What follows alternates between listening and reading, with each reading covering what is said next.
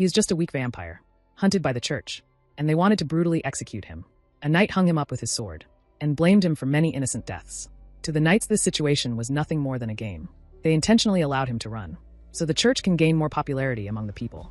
He pulls the sword out of his body, and the knight gives himself the title of the Vampire Slayer. The truth was very different. Our protagonist was not a killer. He was just a weak vampire, who spent his entire life trying to survive. His name was Eugene. For 12 years he hid in the shadows, only drinking the blood of animals. After tasting human blood once, the church branded him a monster. They sent the holy knights to hunt him down. They stated Eugene's existence itself stains the image of the church. Without hesitation, he splits Eugene in half, and everything goes dark. But suddenly Eugene wakes up. His body is completely intact. Confused, he looks around, realizing this was the tent he lived in half a year ago. Somehow he has returned to the past. The place he has returned to was a remote forest near Reborn village, and it was the place where he hid like a coward. This time he decides to become strong enough, so no one can kill him, because vampires become stronger by absorbing the power contained in blood. The stronger the creature, the greater the power they gain. And inside the forest lives the perfect target, the master of the forest. Without hesitation, Eugene jumps at it. He swings his sword with everything he has. But the moment the blade hits the monster, the sword shatters instantly. The monster throws him away like a broken toy. The difference in strength was overwhelming. He was badly wounded, but he refused to run. He has spent his entire life crawling and hiding just to survive. But this time, he will fight, even if it costs his life. His hair and nails begin to grow as his vampire instincts awaken. His aura begins to rise, because this time there is no next chance. If he loses here, everything ends. With everything he has left, Eugene reaches for the roamer's mana crystal. For a moment, everything becomes silent. Then, an explosion erupts from the water. Flesh scatters into the night sky, and slowly, Eugene walks out of the water. Several days later, Eugene confirms he only needed the master's blood to dominate the forest, but he also absorbed its mana crystal. After absorbing it, Eugene gains a new ability. He can transform his skin into black scales. If the scales block sunlight, he might be able to move during the day. During floods, the wetlands expanded, and the creature appeared attacking them. During that chaos, Eugene drank some of the injured monster's blood, then killed several mercenaries and escaped. But even with new strength, he still cannot defeat Holy Knight Young Dirt. Dirt can track him anywhere, which suggests he possesses a skill that detects monsters or undead. The sun is about to rise, so Eugene leaves before testing the mana crystal. Suddenly, a voice appears. Water begins rising, and the voice thanks Eugene, but declares he must still pay for staining the land with blood. A spirit appears. She introduces herself as Mirian, the guardian of the lake. Then Mirian suddenly asks if Eugene heard her, and calls him a bald vampire. Eugene asks who she is. Mirian is shocked and asks if he truly heard her. Eugene confirms it. Mirian immediately bows and introduces herself as a water spirit. She explains that 15 years ago a crocodile took her territory and forced her to serve it. While talking, Eugene notices one of his tattoos disappearing. Mirian asks about the tattoos. Eugene says he does not know their meaning, and the last thing he remembers is having 10 of them. He cannot remember anything from earlier in his life. Eugene suspects the tattoos might be seals or spells, and one of them may have been released today. He decides to leave and tells Mirian to protect the forest. Mirian complains because it has been a long time since she had someone to talk to. She says very few beings can see spirits anymore. Eugene reminds her she planned to turn the swamp back into a lake. Mirian complains it will take forever to purify the water. She offers Eugene clean water, saying it will improve his complexion. When she starts vomiting water, Eugene tells her to get lost and leaves. Mirian keeps shouting behind him, saying she can make more water by peeing instead. Several days later in Reborn village, someone reports the red-eyed monster has appeared again. Villagers gather and see piles of meat. They are confused because the monster usually brings animals only once every 2 weeks. For 10 years, a red-eyed monster living near the mountain has occasionally left dead animals for the village and never harmed anyone. Eugene arrives and asks permission to enter the village. The chief agrees. When Eugene first appeared 10 years ago, the villagers feared him, but because he regularly brought animals, they gradually accepted him. The villagers watch nervously as Eugene removes his mask. He says he came to share good news. After living in isolation, his illness has been cured. He says the village helped him a lot, so he wants to repay them. If anything happens, they should call him. The villagers are shocked after seeing his face. They question whether this is really the forest monster, and notice he looks like a half-elf. The village chief is stunned because Eugene always wore a mask. Later, Mirian asks why Eugene keeps giving the villagers animals. She says a vampire should want blood and death. Eugene answers that in the human world, showing one's face is a sign of trust. Mirian asks why he is getting involved with the villagers when he said he would leave soon. Eugene puts his mask back on. He says something will soon happen here, and he cannot just watch. Soon mercenaries will attack the village and kill everyone. They will come searching for a boy and abduct him to the castle of the regional lord Sir Terwin. To remove witnesses, they will slaughter the entire village. If Eugene allows that event to happen, the future where holy knights swarm his territory will follow. Mirian is shocked and asks how he knows this. Eugene tells her she will find out soon enough. For now, he must gain the villagers' trust so he appears harmless. Miriam asks what their connection is to the mercenaries. While moving, she suddenly bumps into something. When she opens her eyes, several mercenaries are already there. They ask Eugene if he belongs to the village. They plan to ambush it. They also notice Eugene is alone and unarmed. One mercenary charges at him. Eugene raises his hand and slices off the man's neck. The others freeze. Eugene intends to gain the villagers' trust, so he will kill every mercenary here. The mercenaries start shouting that Eugene is not human. One of them charges at him. Eugene counters immediately and cuts his neck with his sword. Another mercenary says Eugene is not an ordinary vampire, and they at least need his corpse. Eugene spins his sword, and another mercenary shouts that the vampire's head will be his. Eugene moves first and stabs him in the stomach. Another mercenary rushes in with a sledgehammer and swings it to smash Eugene. Eugene stops the hammer with one hand. Then he splits the mercenary and steps on his head. The sun begins to set. Eugene walks forward while the remaining mercenaries hesitate. The villagers later arrive and see the bodies. The village chief asks Eugene if he did this.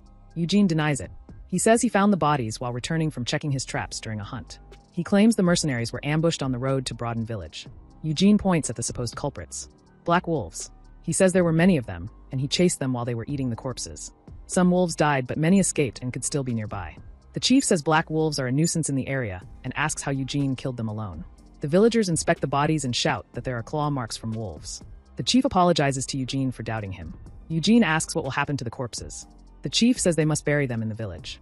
Miriam realizes Eugene lies every time he speaks. The wolves appeared only after he killed the mercenaries. Eugene himself created the claw and bite marks to cover everything. Eugene searches the bodies and takes out a letter. He says he looked for items that could be returned to their families. One of the mercenaries had this letter. The chief opens it and becomes shocked. It carries the seal of Sir Terwin. He immediately asks the villagers where Felid is. They say he is still in the village. The mercenaries came for him. Earlier during the fight, the mercenary leader realizes they cannot escape Eugene. If they run, they will be killed anyway. So he orders everyone to attack together. The leader charges forward, but Eugene punches him. The man flies back and crashes into a tree. He begs Eugene to stop and asks if Eugene had been waiting for them from the beginning. Eugene asks what their job was since the village belongs to him. The man apologizes and says they were not there to hunt vampires. They came to find the bastard son of the Terwin family, who was hiding in the village. Eugene calls it a lie. He asks the real purpose and asks if they plan to erase the entire village. The man panics and explains the truth. They were not hired by the Terwin patriarch. Their clients were Kamara Terwin and Verthel Terwin. They were ordered to kidnap the bastard son due to political conflict among the nobles. They brought many mercenaries in case something went wrong. The man begs Eugene to spare him. Eugene remembers Verthel Terwin, the commander of the vampire hunter squad, and the knight who once harassed him alongside Young Dirt. The village massacre was probably the mercenaries' own decision. The man shouts that he only thought it was a good opportunity. If he had known Eugene was there, he would never have done it. Eugene turns away and tells him to watch out for wolves on his way back. The man thinks Eugene spared him and thanks him. But Eugene suddenly cuts off his head. Miriam is shocked. Eugene says the man knew he was a vampire, so he could not be allowed to live. Wolves nearby begin drooling over the corpse. Back in the village, the villagers question the chief.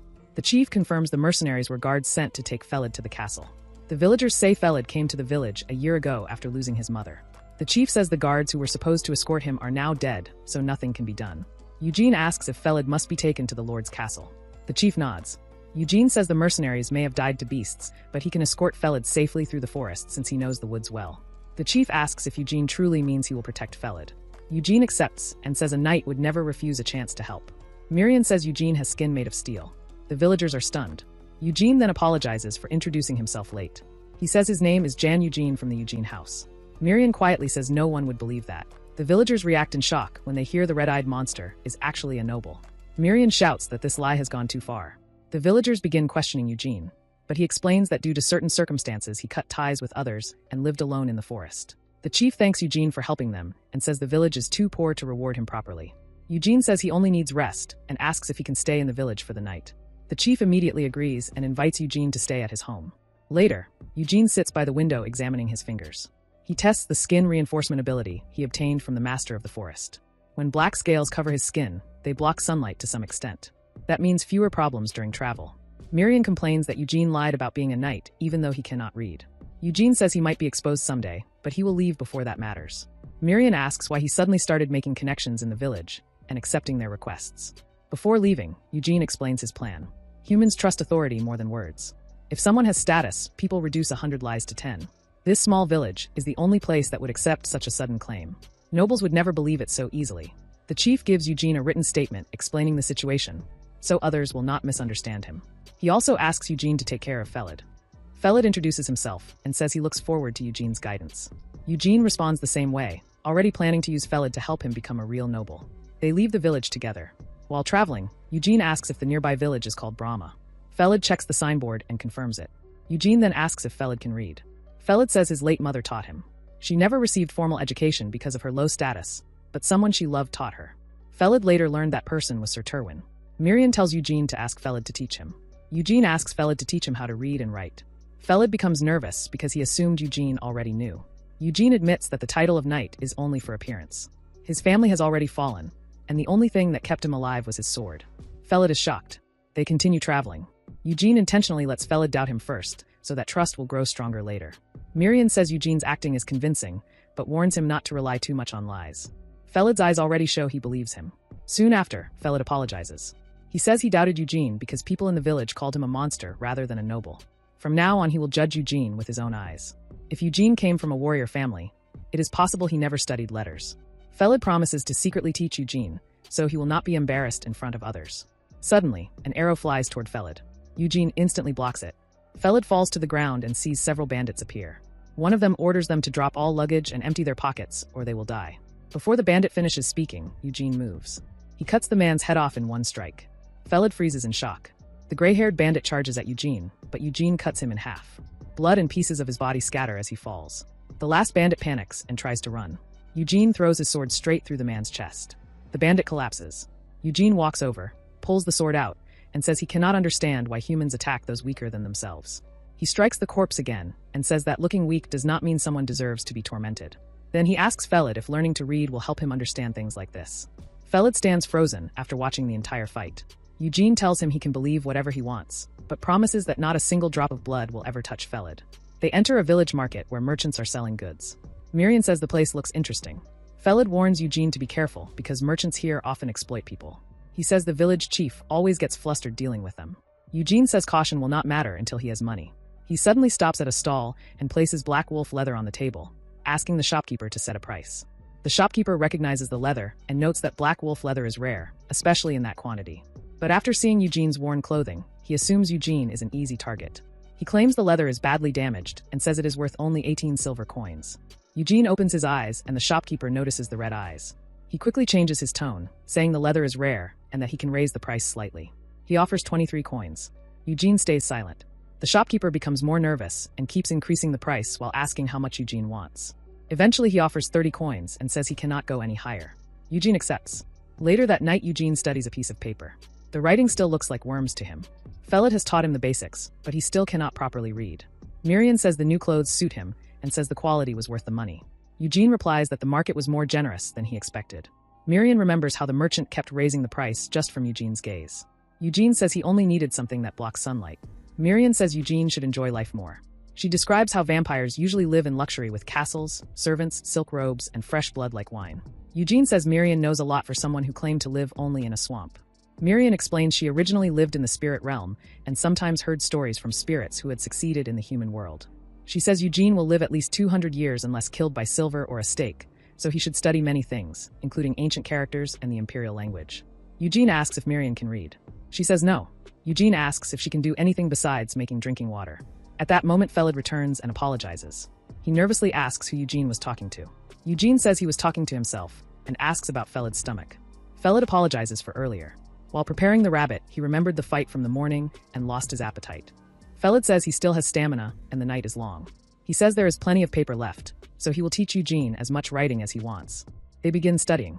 Eugene asks if learning letters is normally this easy. Felid says Eugene is learning extremely fast. Felid himself needed months to learn the basics, and most people need about a year. Eugene says that might not be enough. Once they reach their destination, being able to read a little may not be sufficient, since Felid will suddenly become a noble's child.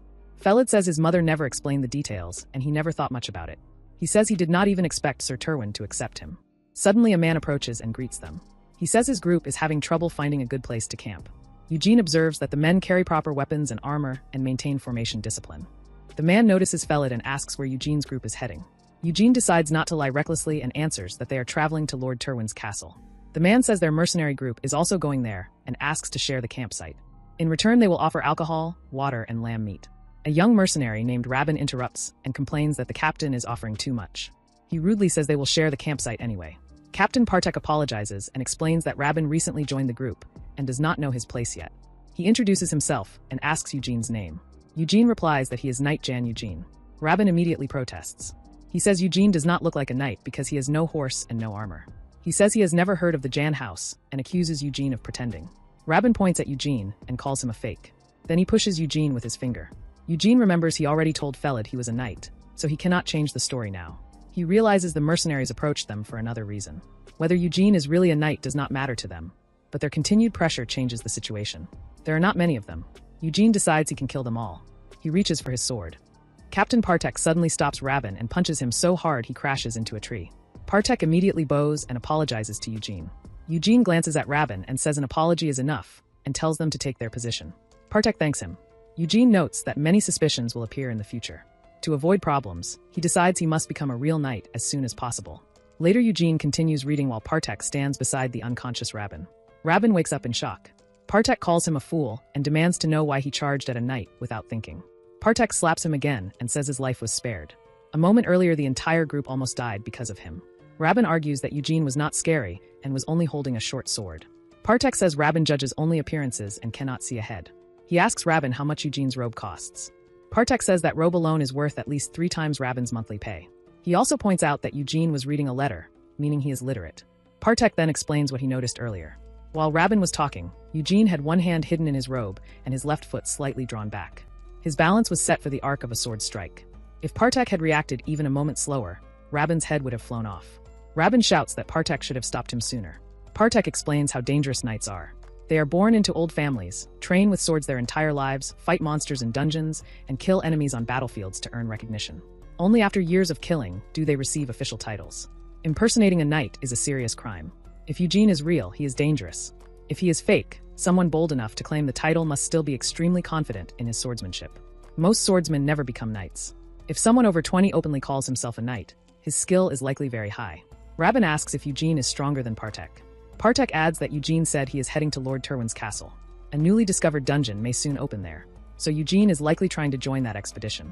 Since their destination is the same, they will probably meet him again. Nearby, Eugene hears everything with his enhanced hearing. From the conversation, he realizes how much weight the title of knight carries. Eugene wonders why the Terwin family hired weak bandits earlier instead of mercenaries like these or their own soldiers. Eugene then walks toward them. Rabin becomes nervous. Eugene says he heard they are also traveling to Lord Terwin's castle, so they should travel together since their destinations are the same. Partek and Rabin agree. As they continue traveling through the Terwin territory, Eugene is satisfied the mercenaries believe he is a knight. Traveling with them should allow him to gather information. Later, Miriam appears after secretly listening to the mercenaries. She reports 2 important things.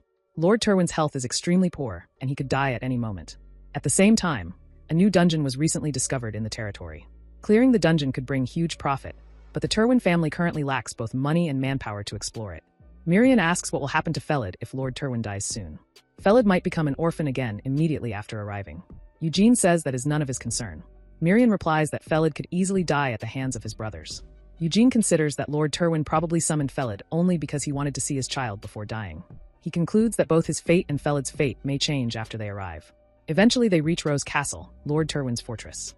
Eugene notes the castle is larger than he expected. Miriam says Eugene should rise in rank quickly, so he can live in a castle like that someday. Eugene grabs her and tells her to stop shouting nonsense. A guard approaches and asks their business. Partek greets him and explains that they are a mercenary group sent by the Palin Company. The man introduces himself as Kamara, the eldest son of House Terwin.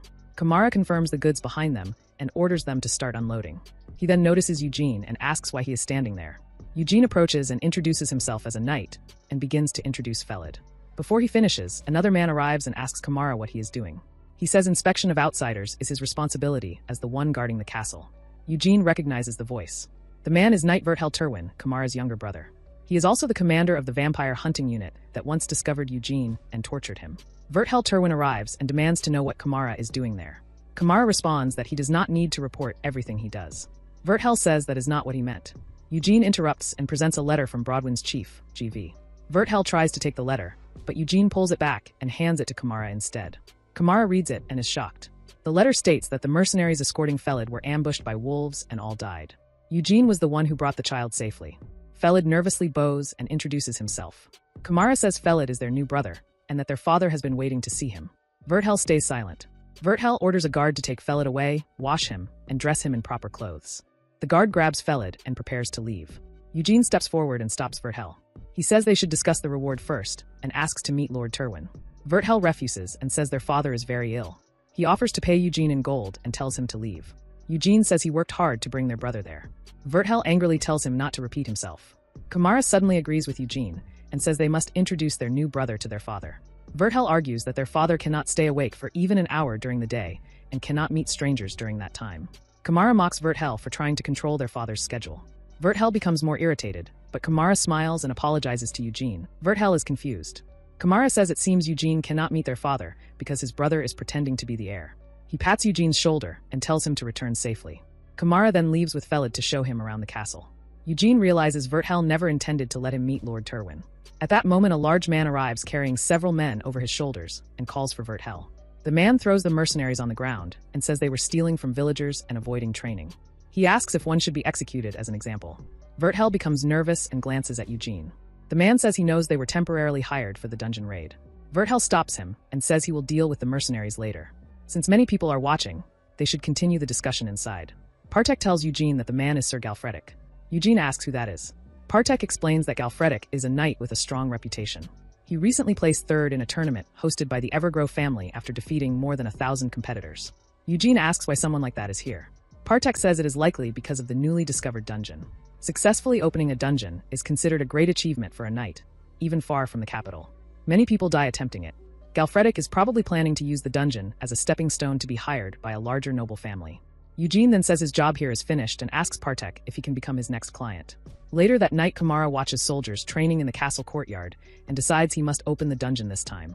He knows his younger brother Verthel has been openly pursuing the successor position since their father's health declined. Verthel even brought Sir Galfredic through his own connections to clear the dungeon. If Verthel succeeds, everyone will support him as heir. A guard suddenly knocks and reports that Sir Eugene is requesting to see him. Kamara remembers Eugene as the knight who brought Felid and tells the guard to let him in. Eugene enters and Kamara welcomes him. Kamara says Felid is safe and offers Eugene a seat. He also says that once their father wakes up, Eugene will be rewarded for bringing Felid safely. Kamara thanks him again for handing over the letter earlier. Eugene replies that his business was only with the lord of the estate, and he was surprised when someone else interfered. Kamara asks what Eugene wants. Eugene says meeting Lord Terwin would help confirm his identity, but he also wants to offer Kamara something. Eugene asks to be included in the dungeon raid. Kamara laughs and says Eugene is more interesting than he expected. He asks if Eugene really claims to be a knight and mentions hearing that Eugene killed several robbers. Kamara asks why he should allow him to participate. Eugene answers that it is an offer that will not harm Kamara. Kamara asks what he means. Eugene proposes his terms. For helping open the dungeon, he will only take 100 silver coins and half of the loot, excluding the mana stones. Kamara says the offer is good but suspicious. Given the current economic situation, that reward is extremely small. Eugene asks Kamara whether he likes the offer or not. Then he states that he is not the one cornered in this situation. Kamara finds the offer suspicious. The payment is below the usual market rate. Eugene asks a simple question. Does Kamara accept the offer or not? Kamara studies him. Eugene looks like a wandering knight with no noble house backing him, yet he shows no greed for money. Kamara assumes honor comes first for him. Kamara hesitates, thinking deeply. Eugene reminds him that he is not the one in a hurry. The comment hits its mark. Kamara remembers his younger brother and realizes Eugene knows exactly which card to play. Kamara smirks. Eugene is different from the usual knights who rely only on strength. Kamara stands and accepts the proposal, saying he sees no reason to refuse such a decent opportunity. He offers his hand and says he looks forward to working together. Eugene remembers Partek's advice. Mana crystals are difficult to purify and the commission fees are high. Dungeon byproducts, on the other hand, sell at full value and are far more profitable. Partek had told him to request only the byproducts. If Eugene does that, Sir Kamara will have no choice but to accept. Elsewhere, Galfredic casually plays with a knife while Verthel fumes. Verthel is angry that Kamara wants to add a new member to the subjugation party. Galfredic reminds him a dungeon is not a playground. It is a place where only life and death exist. Verthel refuses to accept a half-baked amateur who might slow them down. The knight Kamara recruited inspires no expectations either. Kamara has poor relations with neighboring nobles, and his connections are limited. Verthel leans closer to Galfredic and says if the situation demands it, he wants Galfredic to handle it personally. Galfredic realizes Verthel is pushing the responsibility onto him. At that moment, Kamara arrives, apologizing for the delay. He explains he was briefly speaking with his new knight. Kamara confidently introduces Eugene as the newest member of the subjugation party, along with his mercenary band. Vertel immediately recognizes Eugene as the man from earlier and is shocked to learn he leads mercenaries. Vertel refuses the idea, saying they cannot accept someone whose origins and skills are both unknown. Kamara vouches for Eugene's ability and mentions the bandit group that had been causing trouble at the edge of the territory. Verthel's anger grows as Kamara reveals Eugene wiped them out alone using nothing but a short sword. Galfredik lifts his knife again. Galfredik throws the knife straight at Eugene. Eugene instantly notices and dodges it. Galfredik smirks and stands impressed. He apologizes for the rude greeting but says Eugene looks too sheltered, with unscarred skin and no sunburn. He wants to test Eugene's real ability. They move to the training ground, and word spreads quickly. People gather to watch Galfredik duel the newcomer.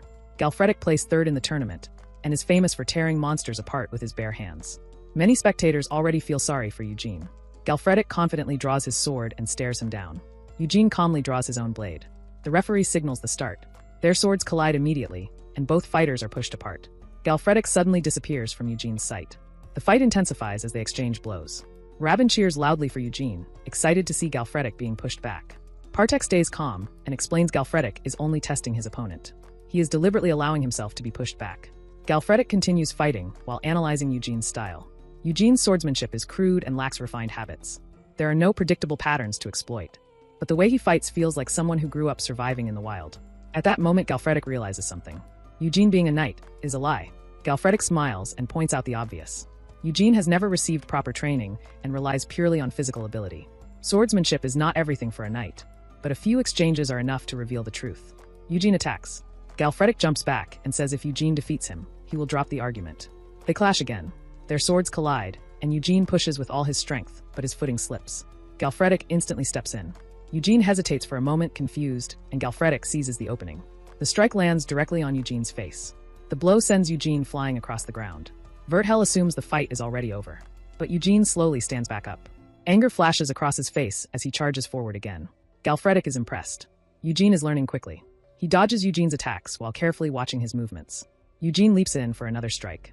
Galfredik counters at the same moment. Their swords collide with such force that both blades shatter. They throw away the remains of their swords and immediately begin fighting with their bare hands. Eugene drives forward aggressively, forcing Galfredik back. Galfredik grows nervous. Eugene's build is smaller than his, yet the strength behind his blows is overwhelming. Galfredik admits it to himself. In raw strength, Eugene completely surpasses him. But Galfredik believes his experience still gives him the advantage. He suddenly locks Eugene's stance, drags him downward, and prepares a punch. Eugene is caught off guard. At the last second, he pushes himself upward, twists Galfredik's arm, and forces him backward. Galfredik is stunned. Eugene's rapid learning and survival instincts are evolving in real time during the fight. Eugene steps forward and throws a straight punch. Galfredik realizes too late. This fight is already lost. The punch crashes into his face and sends him slamming into the wall. His consciousness fades instantly. The entire crowd falls silent in shock. The referee announces the result. The winner is Knight Jan Eugene. The crowd erupts in disbelief and excitement. Rabin proudly shouts to everyone that Eugene is their knight, while Partek watches in confusion. Suddenly, Galfredik's eyes snap open. He stands up and charges straight toward Eugene. Eugene braces himself, confused by the sudden rush. Instead of attacking, Galfredik grabs Eugene's hand and raises it high. He begins applauding the victor. The crowd follows, cheering even louder. Vertel, however, is furious. From that day forward, the way people look at Eugene changes completely. Kamara begins treating him with clear favor. The women in the castle admire him. When Rabin bows respectfully to him, Eugene quietly enjoys the feeling. Then Galfredik suddenly punches Rabin, just to get Eugene's attention. His own face is swollen and bruised, and he admits he could barely sleep at all. He shows Eugene the dark bruises covering his face. Attention toward Eugene keeps growing. Later, Eugene enters a room filled with luxurious food. A servant explains these are Lord Kamara Terwin's orders. Since Eugene must open the dungeon, he needs to eat and rest properly, so the servants have been ordered to manage his meals personally. One servant even recommends a specific wine. Miriam quietly warns that eating all of it might give Eugene a stomachache. Eugene tells the servants to leave. He says he will handle his own meals and asks them to inform Kamara that he prefers being alone. For more than a dozen years, he lived deep in the mountains. Now even those who once doubted him are slowly abandoning their suspicions. This result is exactly what Eugene wanted. Yet even after several days, he still cannot get used to people constantly surrounding him. Eugene jokes that Galfredik must want to get punched again. At that moment, Felid suddenly appears. Everyone around them is shocked. Felid walks straight up to Eugene and calmly asks if he has been well. A man screams as he's beaten. Vertel blames him for failing his job and says Eugene should have been killed in the village. He states that if Eugene had died earlier, he would never have reached Rose Castle. The man begs for forgiveness. Vertel calls the mercenary band useless, wiped out by black wolves, and says Felid couldn't even pass along his request. He grabs the man's chin and questions if his eyes are only for decoration, threatening to gouge them out if they're useless. The guards freeze in fear, realizing he can't openly kill someone who already entered the castle. He lowers the knife and decides on another method, calling it the only option and noting it will dispose of the body cleanly. Felid lies on the ground and slowly opens his eyes. Eugene says Vertel ordered him to enter a dungeon. He already knows it means death.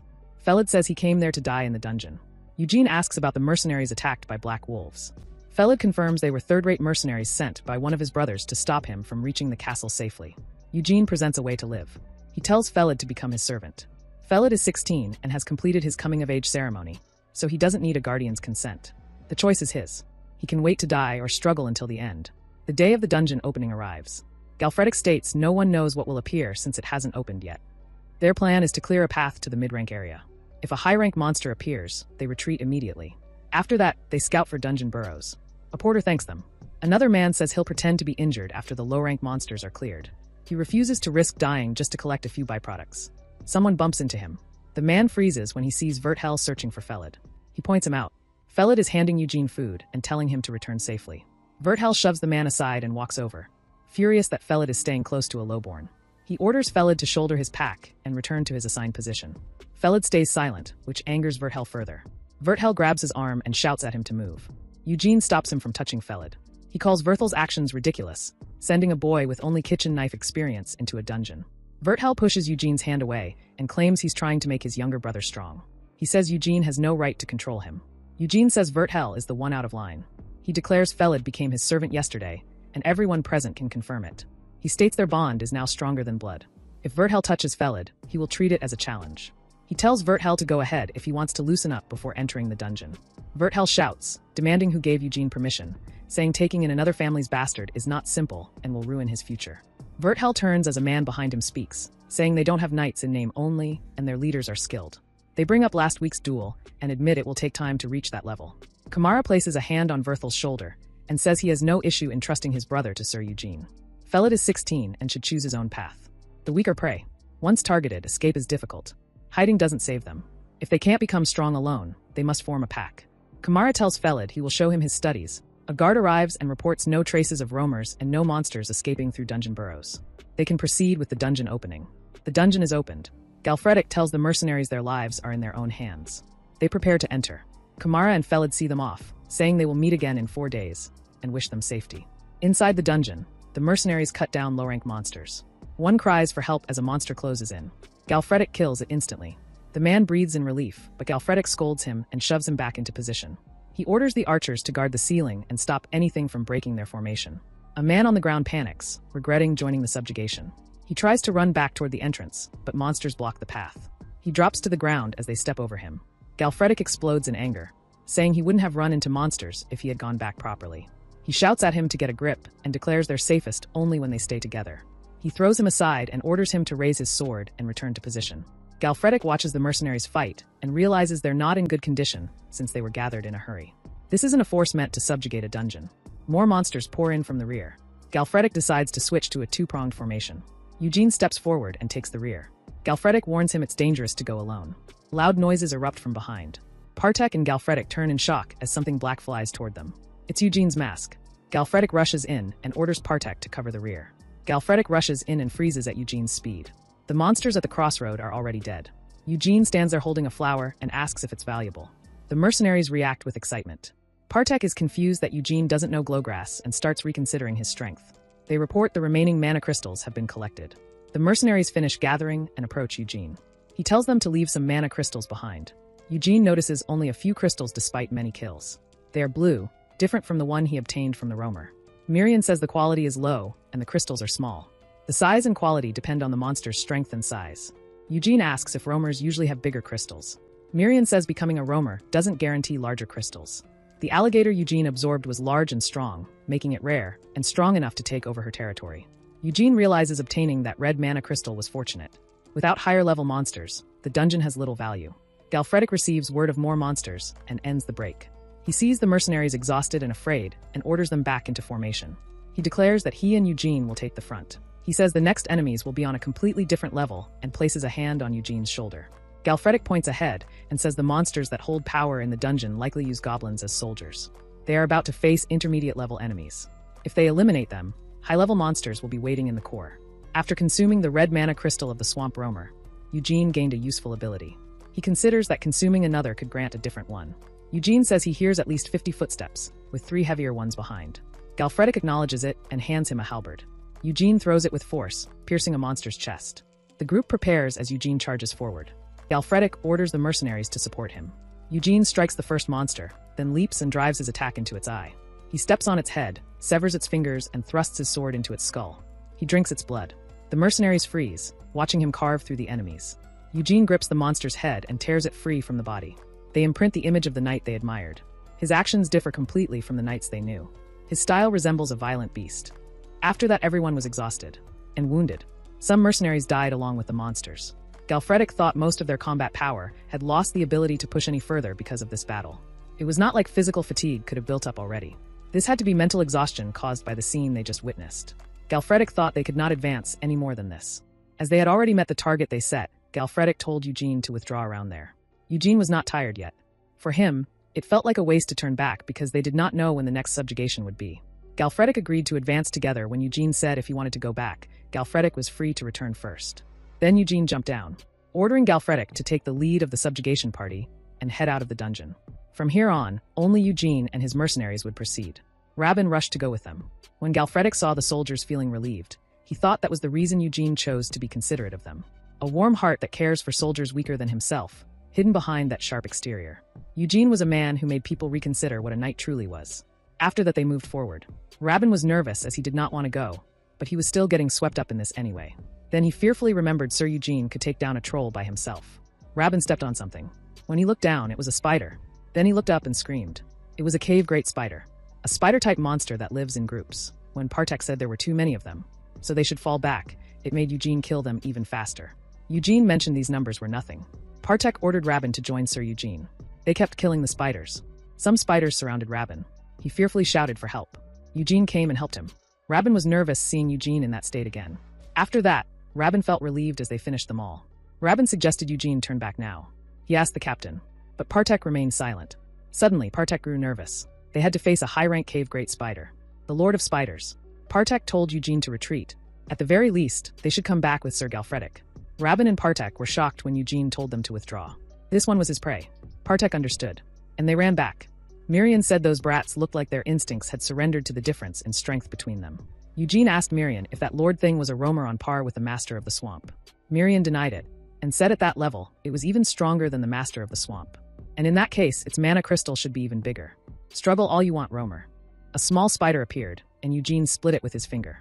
The second ability Eugene gained by eating the mana crystal of that dungeon's lord was camouflage. By protecting his skin with the first ability he obtained, skin reinforcement, and using camouflage to reproduce human skin, he was now finally able to stand under the sunlight. Eugene was walking around without his mask now. They were having a party.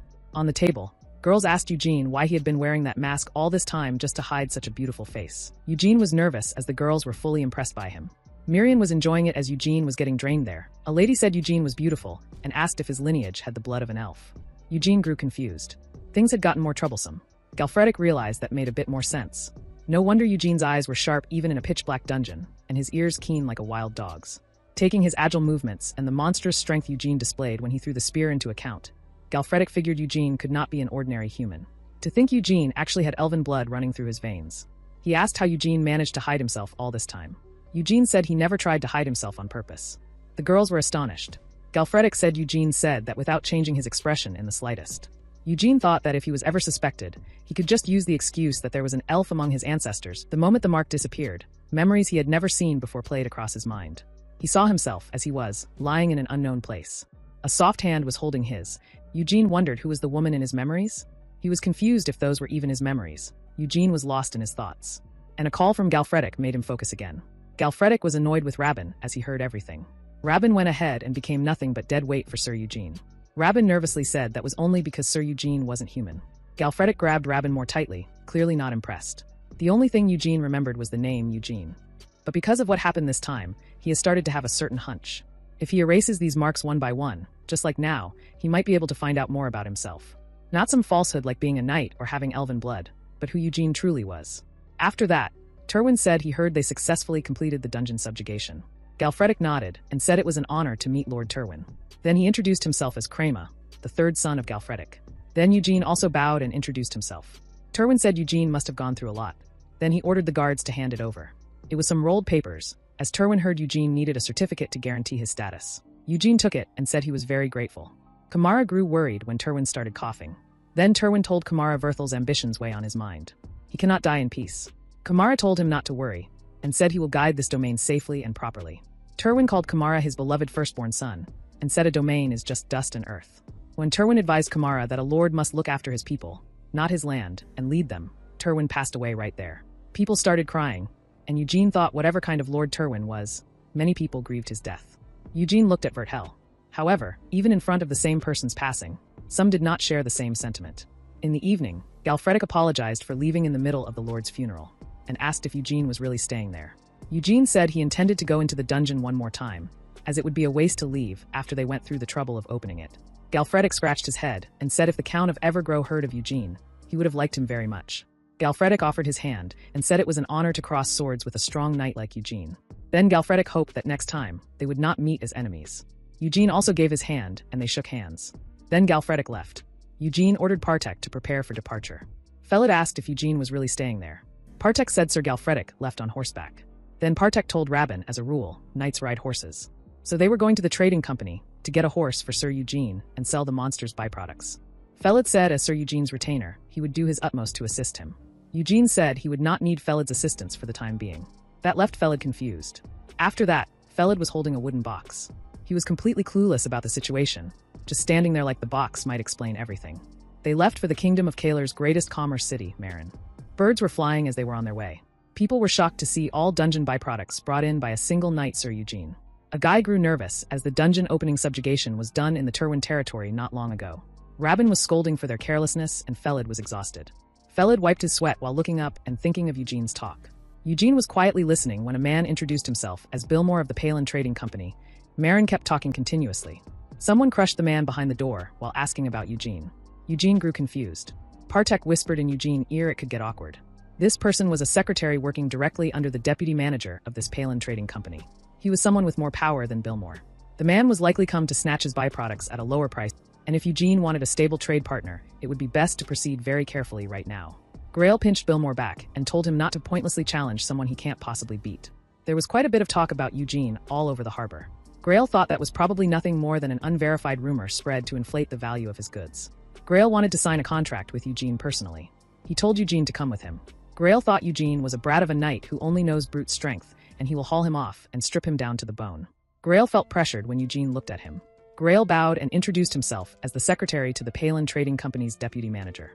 And this will certainly be a good opportunity for Eugene. Eugene behaved cold. Grail hesitated as he said a chance to sell his byproducts under better terms. Grail grew more afraid when Eugene repeated his words. Grail felt lost and apologized, but Eugene kept looking at him. Afraid, Grail left saying he will come see Eugene again another day. Tears came to Billmore's eyes as Eugene just rejected a contract with the deputy manager on his account, and said he will give Eugene his full and unwavering support from now on. Eugene liked it. Billmore happily asked when will they begin the proceedings. Eugene told him they start right now. On the other side, Grail bowed, and told a girl Eugene was no ordinary man. The girl piped from the window while saying it was fine, because knights often make things difficult for them merchants for the sake of their honor or pride. She smiled as they simply have to make things difficult for them in their own way. The girl ordered Grail to deliver a gift to Sir Eugene. Felid asked if Eugene was telling him to stay there and keep selling the byproducts. Eugene said he brought Billmore back. Felid asked the reason why he has to stay behind this time too. Felid said was it because his skills were still too lacking to follow Eugene, and if that's the case then he'll start training with the sword this instant. Eugene asked him the role of a retainer. Eugene let out a sigh when Felid said it was to support the knight they serve in both battle and daily life. Felid was sad when Eugene said Felid has to support him as his retainer. That was the mission Eugene was assigning to Felid. Felid held it in when Eugene walked away while saying Billmore will teach Felid plenty about business. Felid thought if not for Sir Eugene, he would have died a long time ago. Throwing a tantrum over something like this would just be disgraceful. Felid was amazed when Eugene said once they've saved up some funds he will consider teaching Felid the sword. And someday Felid will have to support his battles as a retainer too. Felid was shocked, then he happily said he will follow Eugene's orders. At the evening, in the market, Eugene said money really disappears this fast. Miriam held the purse saying this was so thin that even her heart feels hollow now. Eugene saw the plate armor. Partek was amazed to see it, as it was a true dream for every knight. Even fairly wealthy knights often passed this kind of armor down through generations. Suddenly Rabin rushed towards them. While informing Eugene, a huge roamer horde has appeared just outside Marin. The roamers from the forest east of Marin were trying to push into the city, and the local Marin guilds were barely holding them back right now. Partek said they should participate in this subjugation. When Eugene asked the reason why should he, Felid moved and said unlike dungeons that have an owner, there were no commission fees for roamer hunts. And this place was Marin, the merchant city, overflowing with capital. It was the perfect location to sell monster byproducts and loot at high prices with no transport costs. It was a huge pile of money. Eugene said there was no reason to hesitate. Everyone was shocked when someone arrived. It was Grail with a horse. Then Grail said the deputy manager sent a warhorse as a gift. The horse had a glossy black mane as smooth as silk, muscles tightly woven as if a god had sculpted them. When Eugene doubted the deputy manager was giving him this, Grail stepped back as there was that look in his eyes again. Eugene looked at him terrifyingly. Then Grail said it is just a small token of appreciation. Eugene mounted the horse and ordered Grail to tell her he is grateful. Then they left to rake in some money. Rabin was nervous as Eugene already went ahead. Partek ordered to run after him. Grail fell silent. Marin City, Eastern Outer Forest. They turned. A horse was heading towards them, and Eugene cut off its head. Mirian said if they can already see the roamers from there, then this really was on a huge scale. Most of the Marin Guild members who were supposedly holding the line up ahead were already dead. That was good news for Eugene. Eugene does not like sharing loot after all. Eugene moved forward as the sun was shining. Eugene arrived at the battlefield where mercenaries were fighting the monsters. A knight was surrounded by monsters. The monsters were ready to eat him. Suddenly he lost his balance on the horse and fell down. The horse ran away. The knight pushed himself up as he was the Knight of Justice Madrika. He got nervous when he saw a monster stepping down. Then he fearfully looked up at the terrifying monsters. He shouted help. He fell silent when someone killed a monster from a mile away. It was Eugene. As he moved forward, he kept killing the monsters. Seeing all this, the knight grew nervous. Eugene killed every monster around him. The knight asked Eugene his name, but Eugene raised his sword. The knight was shocked when Eugene's sword hit a monster behind him. The knight was totally amazed. Eugene said it would have been pointless if the knight died there. The knight was ready to fight the monsters and said when they return he will ask for Eugene's name again. After that, the knight started telling his people hundreds of goblins rushed over to this great city of merchants, Marin, like a swarm of ants. The knight turned while saying that knight slayed the goblins without mercy. In the end, they were able to secure victory and protect Marin. A guy asked who the knight was. The knight pointed and said his name is Jan Eugene. After hearing the name, the people grew crazy and started cheering for Eugene. A man was looking from the glass as the entire city was chanting the name of that knight. It was the current mayor of Marin, ex-representative of the Palin Trading Company, Louis Palin. Louis asked Pricella if they should leave him be. Pricella nodded, as everything will be under control. Pricella hoped Sir Eugene becomes even more reputable. After all, the higher he soars, the worse the fear of the fall gets. Pricella asked Louis if he knew the child who has been supplying the byproducts. From what Pricella had investigated, the child was a hidden illegitimate child of the Terwin family. Louis said they do not know what Sir Eugene was thinking, but he was trying to secure a huge fund through business. Pricella said if they can secure them, they might be able to build a relationship with the future head of the Terwin family. Louis said Pricella intend to buy off a knight who is sponsoring an illegitimate child. Louis said he will also have to send Sir Eugene a gift. Pricella thanked him and said she will put Louis in as a referral. At night, Pricella took the cup while thinking those who were thirsty will seek the water's edge to drink. As a merchant, there was only one thing she has to do: to dig a well before the right person is thirsty. Someone stepped in as Pricella said she will wait until he drinks the water she dug out. Eugene said he was there to give his thanks and asked if she was Pricella. Pricella offered Eugene to take a seat. Pricella was thinking that Eugene was a beautiful individual, also a terrifying knight capable of decapitating a troll with his bare hands. Pricella smiled and said the armor that their mayor gifted Eugene suits him well. It was made from a special steel forged by mixing Elsic iron with ogre bones, giving it a hardness even a dragon's fangs cannot easily pierce. Pricella asked how it was. Eugene said he can count on its sturdiness in the next dungeon subjugation. Eugene was grateful to Pricella for providing them with great lodging and food. Eugene stood up, but Pricella said listen. Pricella was shocked because Eugene was leaving suddenly. Eugene said his contract was only limited to the byproducts from the dungeon this time. Pricella angrily bit her lips when Eugene said he'll focus on collecting mana crystals. When Eugene was leaving, Pricella shouted and made Eugene turn. Then Pricella said, "We need to talk." Eugene was confused. Then Pricella said, "Don't play dumb." They had gifted him the most expensive full-plate armor in Marin and a warhorse with a pedigree. The byproducts Eugene sold to the company were enough. Even enough to pay for half the services they provided. Pricella said, "Everything has a cost." Then Pricella asked him, "Do you care if the people of Marin, who were praising him, find out Eugene was a shameless knight who knows no honor?" Pricella said Eugene was walking away after taking everything from her. Eugene fell silent, as he found it ridiculous. Then Pricella dumped unwanted gifts on Eugene, and now Pricella demanded payment for those gifts. Eugene asked if a mere merchant was trying to threaten him. It made Prichella nervous. And Rabin smirked. Eugene has already made a contract with Palin Trading Company through Billmore. So, he couldn't care less what the people of Marin say about him. As Prichella said, everything has a price. Eugene told her to run her mouth all she likes. Eugene looked at Prichella and said she'll find out. And it made her afraid. From where Eugene stood, Palin was colluding with the city of Marin to persecute the knight who saved the city. Eugene left while saying if this is how things go, there won't be a single knight willing to step forward for Marin. Partek turned and said this was truly unfortunate. Prichella felt lost when Partek said they could certainly have built a good relationship.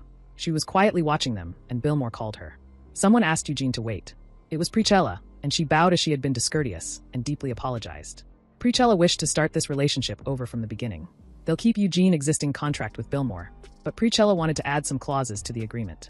Prichella thought she had seen more than enough knights who wag their tails the moment they dangle expensive patronage in front of them. But this one was different. Prichella realized he's too dangerous to toy with. Prichella was nervous. But suddenly her expression changed, as Eugene said he'll at least hear her out. Make it tempting. Prichella nervously thanked him. Miriam was amazed to see the armor. She found Eugene the coolest in the whole world. Partek took out a paper and said the Palin Trading Company's business scale was so large that it can't be ignored. They have hundreds of branches all across the Roman Empire with Marin as their main base. They primarily trade vigorously with noble houses that own local magic domains. It was far better than receiving an appointment from a noble house. Partek said it was a brilliant push and pull on Eugene's part. Eugene only said it as he was annoyed. They fell silent when someone arrived. It was Verthel with a big, overconfident man. Miriam was shocked, and when Eugene looked down, he saw Kamara waving. Eugene went down from the horse.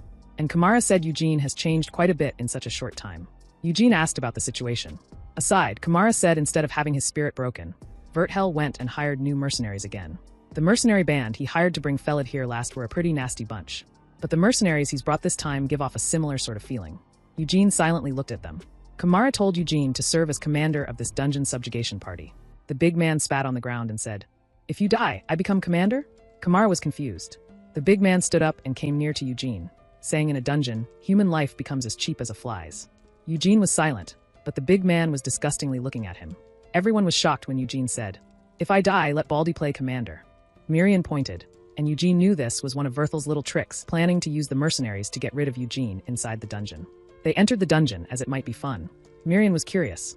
After that, Eugene started killing the monsters. Then he spun his sword and dug it into a monster behind him, and took his sword out. After seeing this, the big guy thought Eugene's reputation wasn't just empty bragging. He stands at the very front, taking on 100 men's worth of work all by himself. The big man has to watch carefully for a good opening. Just one chance to get this poison-coated sword to at least graze that infuriating face. Eugene informed them there were only mid-rank monsters up ahead, and only those confident they can keep up were to follow. The big guy followed him, as this was their chance. And Partek said they'll stay there and wait for a bit. It seemed like Sir Eugene has a different idea in mind. Then went forward. And Eugene thought last time he was together with Sir Galfredic. It was a lot less entertaining without him. Eugene thought Galfredic was an excellent leader. He raised fallen morale at just the right moments. With him, he might have been able to clear this dungeon safely. Eugene looked at them curiously, thinking about how Galfredic would handle this situation. The mercenaries stopped when Eugene said they finally had decided to drop the half-hearted act. Miriam started releasing water, as if they were that eager to die. Everyone grew nervous. Miriam released a water ball, and it blew out their fire. They were afraid, as Eugene could use magic too. They grew frantic and started shouting to relight the torches. Only Eugene's eyes were shining terrifyingly. Eugene started killing them, and the big man realized they were under attack. Then he ordered them to attack too. He tried to relight with stones, as it actually turned into a situation that made it easier for Eugene to rampage alone. He continuously tried to light it up. The big man nervously fell silent. Then he turned in fear, as it was so quiet. Eugene stepped in and asked if he needed fire. The big man was shocked. Eugene took the stones, saying if the big man was having trouble breathing, he would help him. When Eugene lit it up, there was a high-level monster in front of them. Eugene asked the big man if he saw who was hunting, and who was being hunted. Eugene's vampire teeth grew as the big man was looking at the monster. Then Eugene opened his mouth to bite the big man. It was pouring. Someone stepped in. It was Kamara, hurrying and calling for Eugene. Eugene stood quietly. He turned his eyes as Kamara and Verthel entered. Verthel was confused seeing the situation. Eugene pushed the big man in front of them to hear it directly from the person involved. They grew nervous seeing Maverick. He fearfully admitted that he had tried to kill Eugene, on Verthel Terwin's orders. Verthel nervously said Maverick was spouting nonsense because he had lost it. Kamara scolded Verthel. But Verthel kept insisting it was a lie and told Maverick to explain himself properly. Maverick was completely lost. He had dared to raise his hand against his lord. He ran toward the window, saying trash like him deserved to die. Then he jumped. Kamara rushed to look. People were horrified as Maverick fell onto the statue's sword and died. Verthel then said Maverick had clearly gone mad, and that his ravings were too strange to believe. What Kamara found stranger was that Verthel seemed relieved someone had died. Verthel went nervously silent. He panicked and asked Eugene if he had no pride as a knight. Eugene asked Verthel if he was truly innocent. Still, Verthel refused to accept his crime. Then Eugene reached into his armor and demanded a trial by combat against Verthel upon the truth. Verthel grew angry. After that, everyone became aware of the combat. The target was the person the Lord had recently hired, Jan Eugene. As the combat began, Kamara was worried. Since their claims sharply conflicted, they intended to let a duel decide the truth. Then Verthel rushed to attack. Eugene was ready. Their swords clashed. Verthel raised his sword, but Eugene stopped his attack. Eugene went silent as he remembered how Verthel had once chased him. He openly mentioned it. Verthel was confused. Eugene attacked. Verthel couldn't hold on. The sword slipped from his hand and he fell. Eugene told him in disgust to pick it up. Verthel was helpless. Kamara was troubled. Verthel's swordsmanship was not poor. But this time, even someone ignorant of the sword could see it. Jan Eugene was overwhelmingly stronger than Verthel. Then Eugene cut his hand. Kamara shouted to stop. Eugene gave him a cold look. Kamara grew nervous as Eugene told him to step aside. Kamara declared Eugene's victory since Verthel was no longer capable of fighting. But Verthel still stood to fight. Kamara told him to stop. Verthel refused when Kamara said that as a knight, he should acknowledge his crimes and repent in prison. Then Verthel rushed at Eugene, gripping his sword. Full of anger, Verthel said that if it weren't for Eugene, if Eugene had never appeared in his life, he would never have had to suffer this humiliation. A blue ray moved. He looked down and lowered his sword. Kamara was shocked. Verthel couldn't move his body. He should have taken the last chance Kamara gave him. Eugene had cut Verthel's head off. Everyone fell silent. Then Eugene left. Kamara couldn't say anything. After that, birds were flying. Inside the castle, Eugene was walking. Miriam said Eugene had only used Verthel to force a confession before tossing him aside. Eugene replied that Verthel had such a weak mind. Using him as expendable bait to force a trial by duel was the most appropriate use for him. And he couldn't let someone go after they had bared their fangs at him. Miriam called Eugene heartless, but added that a vampire should command countless slaves. Eugene raised his hand to open the door. As it opened, he heard Pricella talking about Galfredic. They saw Eugene. Billmore went to welcome him, but Eugene grabbed his collar and asked what had happened to Galfredic. Pricella fell silent. They quickly explained. 2 weeks ago, Sir Galfredic had taken part in the labyrinth subjugation in Count Evergrove's domain. Galfredic had gone missing alone inside that labyrinth. They had thoroughly searched. Eugene pushed the door open forcefully. A man upstairs welcomed him, having heard much about him already. Eugene bowed and thanked Jevin for the warm reception, but noted the urgency of the situation. Jevin invited him further inside. He was the eldest son of House Evergrove. Eugene then learned that Galfredic had entered the upper levels on his own initiative, something that caught him off guard. Jevin explained that the upper levels Galfredic had entered were home to the so-called Master of the Labyrinth, a being that rules over the entire labyrinth. The revelation left Eugene confused. Another man added that Galfredic had caused trouble for many. Jevin introduced him as their house's territorial knight, Sir Lugates, the one who had led the subjugation alongside Sir Galfredic. Lugates noted an amusing fact they shared. He, too, had beaten Galfredic in a tournament. Eugene found it irrelevant. Jevin stepped toward them and apologized to Eugene for the situation. Eugene grew confused when Jevin revealed that he and Galfredic were bound to each other. Eugene nodded, clueless. Sitting across from him, Jevin told Eugene to listen. They would give him their full support. For the past 100 years, anyone missing in the subjugate for over a month was officially declared dead. They had 1 week left to find Galfredic. Eugene was shocked when Jevin added that after that, there would be no hope. Eugene stood up to leave at once, but Jevin stopped him. Within 3 days, Jevin would have a subjugation party assembled with Lugates. Eugene watched him quietly as Jevin told him to rest until then. As Eugene turned to leave, he thanked Jevin. Jevin mentioned they had recently hired a mage and would assign him to Eugene as additional support. Eugene walked through the market while Miriam kept talking beside him. His thoughts drifted to Galfredic. He remembered Galfredic telling him he had received an appointment from the Count of Evergrove and had asked Eugene to come along. Eugene couldn't understand why they had changed their minds so suddenly. He knew Galfredic wasn't greedy. A man's shout broke through his thoughts. Eugene turned. An old man stood in the crowd, announcing a prophecy. On the day a red shadow falls upon the moon, the goddess of victory will grow wrathful and descend to wipe out the land. People began rushing as word spread that the calamity had already begun. Miriam muttered that the old man was talking about the green onion dude. The old man shouted that they must sprinkle the fresh blood of a calf before the gate, and with the remaining meat, offer a ritual feast. Only then would the Messiah descend. People listened nervously. Eugene could tell this was no ordinary town. A boy handed Eugene a flyer marked with an eye. Eugene took it and saw images of wild beasts that had died near the labyrinth during earthquakes. He stared at it, lost in thought. A girl carrying a stick was heading toward them as Eugene told Miriam they would head for the labyrinth immediately. The girl overheard. As she passed Eugene, she remarked that she never expected to see a vampire there. That caught his attention. She added that vampires had been nearly wiped out by the Holy Knights. Yet there Eugene was, walking in broad daylight with such brazenness. Eugene grabbed her collar.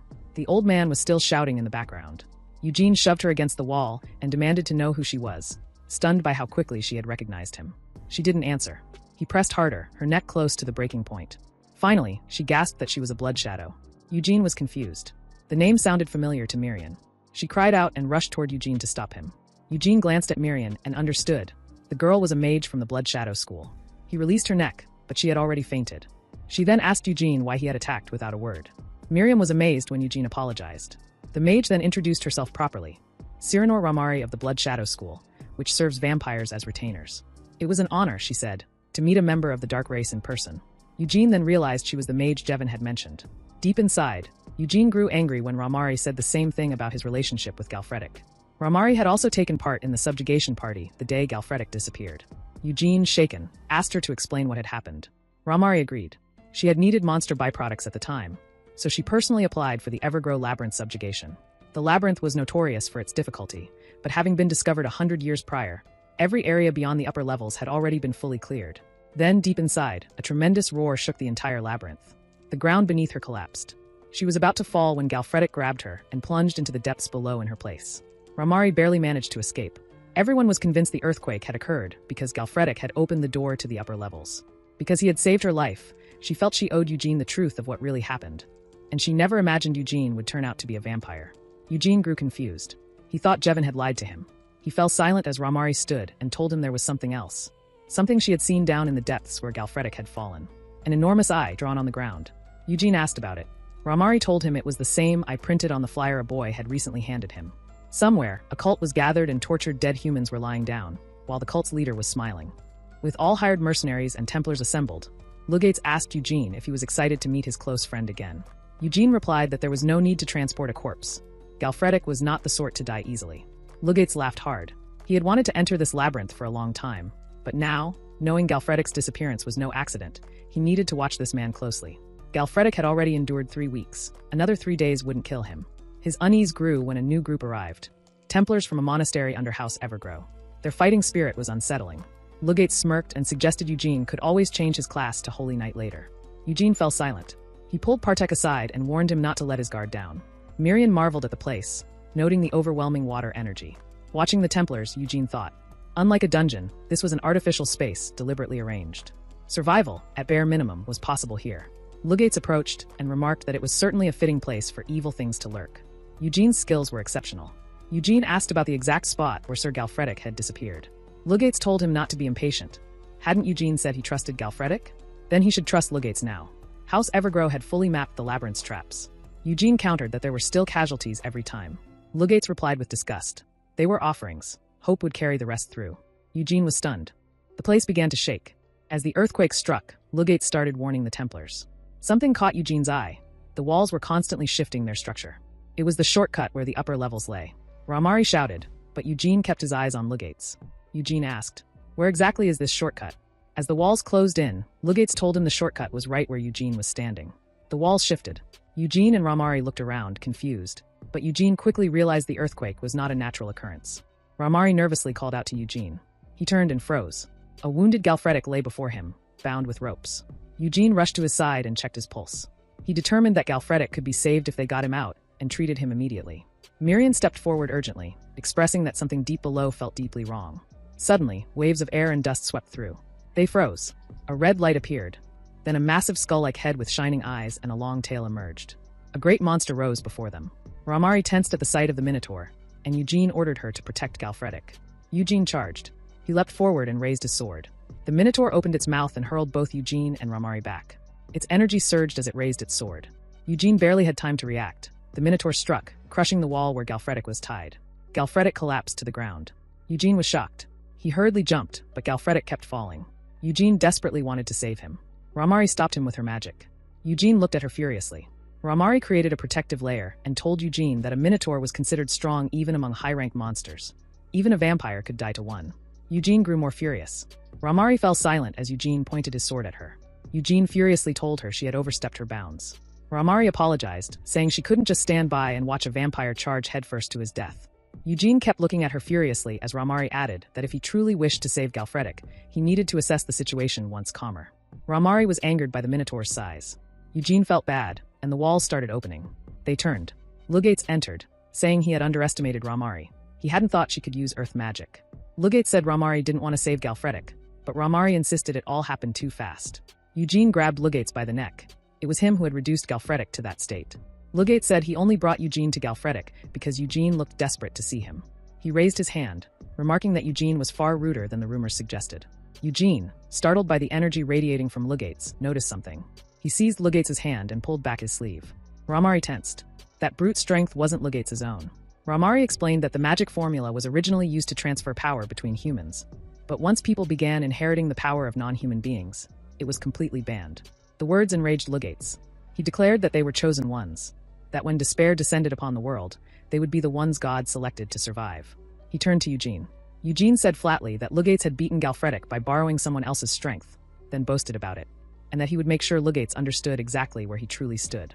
Lugates froze as Eugene released his power. The force of it overwhelmed them both. Ramari stood in stunned silence, shaken by the sheer magnitude of what he had just witnessed. Lugates pressed his hand. He was not the only one who had been hiding his strength. He attacked Eugene with his elbow, then released his power on him, throwing him back. Lugates had no intention of holding back. Ramari screamed as they fell again. Lugates had already told Eugene that every trap in the labyrinth had been figured out. Lugates told them to fall nicely to their death. Eugene called Ramari as Lugates jumped up. He watched them falling. Eugene raised his sword. Lugates looked at him. Eugene's sword scratched Lugates' face. Lugates looked at it. As the sword was broken, what Eugene had shown him went far beyond what he had imagined. Lugates thought using Galfredic as bait instead of killing him outright really was the right choice. He smirked. The final sacrifice would be offered. Ramari could no longer form her magic circle, and they fell. Eugene headed forward. Ramari was nervous. She was stuck between the broken wall. Ramari walked after Eugene. She stepped in because it felt too ominous. She let out a sigh. Eugene was carrying Galfredic. Ramari grew confused when Eugene asked her to save Galfredic. Eugene looked at her. Ramari was helpless. She came closer and agreed. Mirian informed Eugene there was no exit, no walls to tunnel through either. This was the farthest end of the labyrinth, a sealed boss room. Mirian had wanted to tell him earlier. There was so much water energy there she thought she could do something, but even as a water spirit, she couldn't control any of it, especially that pool of blood, which felt out of place. Eugene looked up and saw the eyes. Eugene asked Mirian why she couldn't control this. Mirian can only control the blood of the dead. Something pushed itself upright. Eugene stared at it. Ramari froze in shock, mid-healing Galfredic. Eugene ordered Mirian to find them a way out. As the monster advanced, Eugene reached for his weapon. He glanced back. Galfredic still couldn't move. He decided to keep the monster occupied and charged at it. The monster raised its hand and struck. Eugene barely escaped and looked at its feet. His sword shattered. Before he could process it, the monster opened its mouth and spat acid at him. It hit his clothes. He was caught off guard, and hurled back, catching himself against a broken wall. He realized a normal sword couldn't even scratch it. He began forging a sword using his own power, then readied himself to attack again. Eugene locked eyes with it and lunged. He pulled back, dodging each strike. It wasn't enough. He was caught again. The monster struck, and Eugene hit the ground hard. Then it hurled something at him.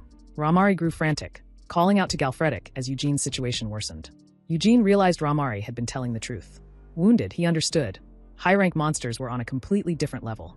Helpless, he could do nothing as the monster unleashed its power. The force was staggering. It melted his armor clean off. Ramari watched on, deeply worried. Eugene began losing consciousness, overcome by a familiar helplessness. The monster raised its hand over him. He couldn't move. It drove the blade in. Eugene fell. He could barely open his eyes, searching for a reason. Galfredic lay still, then slowly opened his eyes. He was stunned. Ramari was nervous. This was exactly why she had warned Eugene. Even if he was a vampire, there was no way he could defeat something like that. She looked up anxiously. There was nowhere to run. She thought she was going to die here. She closed her eyes and apologized to herself, feeling she hadn't been a good enough disciple. She was startled when Galfredic spoke. Galfredic said he had involved Eugene in this too. Ramari wanted to run, but Galfredic refused. Galfredic revealed that Lugates had used her as bait to get to Eugene. He had been after Sir Eugene from the very start. Galfredic walked toward Eugene, saying this was all his fault for being weak. He thought it was a relationship that could have ended as quickly as it began, but Eugene's inner and physical strength had instantly charmed him. He hadn't wanted to let go of the opportunity. He had wanted to become someone strong enough to stand by Eugene's side. The monster raised its hand to attack. It was all over. Galfredic grabbed Ramari by the collar, threw her out of the way, and apologized to Eugene. Eugene watched as Galfredic said that if he were to reincarnate, He hoped to be reborn as a knight who served Eugene. Witnessing it all, Eugene began to regain consciousness. Filled with rage, his vampire teeth emerged. Ramari was shocked as a red light erupted from below. Eugene grabbed the wall and crushed it. His body began to change. His eyes turned black. When the monster attacked, Eugene dodged instantly and cut its hand. The monster caught him. Eugene stood on the pillar as blood began rising into the air. He was turning dangerous. Ramari was shocked by the change. The monster attacked again, but Eugene released more power. Ramari ran as the blood puddles in the surroundings reacted to Eugene. She was shaken, having just witnessed something historic. Eugene raised his hand, gathered the energy, and hurled it at the monster. Eyes that were unconscious gained consciousness. Ramari watched in confusion as the blood puddles suddenly grew much shallower. The monster's head flew into the air, yet it was healing too fast through magic. Ramari stood nervous as the monster's critical injuries closed. The labyrinth was using blood as an ingredient to heal it. Eugene looked at the monster and drove his kick into its eye. Ramari was shocked to see blood pouring from the eye. Eugene returned to the pillar, leapt off, and dove beneath the eye, striking it continuously. Eugene knew it now.